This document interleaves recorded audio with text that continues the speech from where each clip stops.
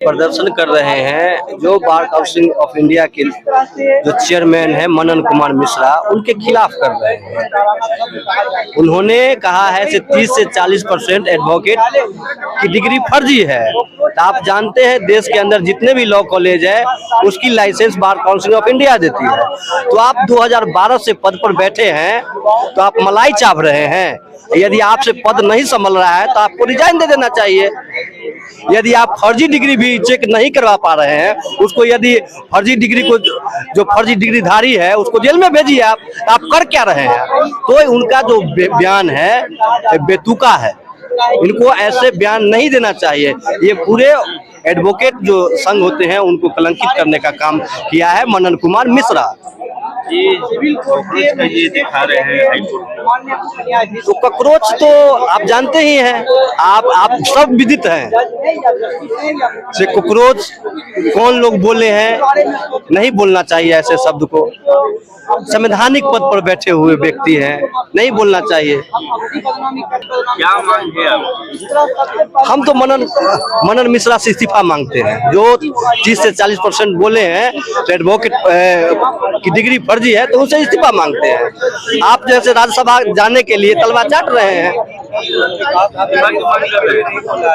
भाई 2012 से उन्होंने हैं पद पर, आज क्या है 2026 है। यदि फर्जी डिग्री आप चेक नहीं करवा पा रहे हैं और आप ही बयान दे रहे हैं, ये तो सोचने वाली बात ना है। आप भी जरा सोचिए ना, जो पद पर व्यक्ति बैठा हुआ है वही व्यक्ति कह रहा है कि ये फर्जी है।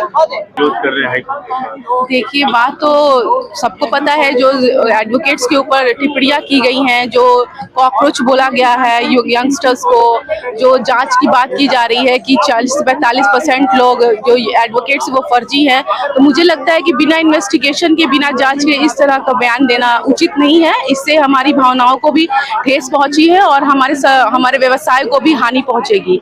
तो इस तरह का स्टेटमेंट समाज में फैलाना ताकि लोग हमारे पास आने से हिचकिचाए, हमारे बारे में उल्टा सीधा सोचे, तो ये नहीं होना चाहिए। अगर इस तरह का कोई मामला है तो आप उस पर जांच कीजिए और ऐसे लोगों को बाहर निकालिए। पर सार्वजनिक रूप से इस तरह का स्टेटमेंट सही नहीं है सर। क्या मांग है आप? इस तरह के स्टेटमेंट्स नहीं देना चाहिए सर। और जो भी ये कॉकरोच बोला गया है, ये जो पोस्टर देख रहे हैं आप सीजीआई के द्वारा, मुझे लगता है कि इतने प्रतिष्ठित व्यक्ति जो हमारे सीजीआई हैं उनको इस तरह का बयान नहीं देना चाहिए। इससे युवाओं की भावनाओं को ठेस पहुंचता है और वो लोग जीवन में आगे बढ़ने का सोचते हैं, मेहनत करते हैं, वो भी प्रभावित हो सकता है इस तरह के बयानों से। हमारे से ही आने वाली पीढ़ी हो सकती है सर, होगी तो सर हम स्ट्रांग होंगे तो आने वाली पीढ़ी भी स्ट्रांग होगी। अपना बात रखने के लिए आए हैं कि जिस तरह से अधिवक्ताओं को टारगेट किया गया है कि 30 से 40%, 20 से 30%, पता नहीं कहां से डेटा आया, किस रूप में आया। तो मुझे लगता है कि ये समाज में अविश्वास पैदा करने का एक प्रयास है और किसी को खुश करने के लिए हमारे चेयरमैन साहब ने शायद बोला है। और ये अपने आप में सवाल है कि कोई भी विश्वविद्यालय हो वो उसको मान्यता, यानी कि लॉ कॉलेज को मान्यता ही बार काउंसिल देता है। जैसे मेडिकल कॉलेज को मान्यता मेडिकल काउंसिल देता है, वैसे ही जो है बार काउंसिल इनरोलमेंट के समय लोगों का सर्टिफिकेट जांचता है, उसके लिए फीस लिया जाता है।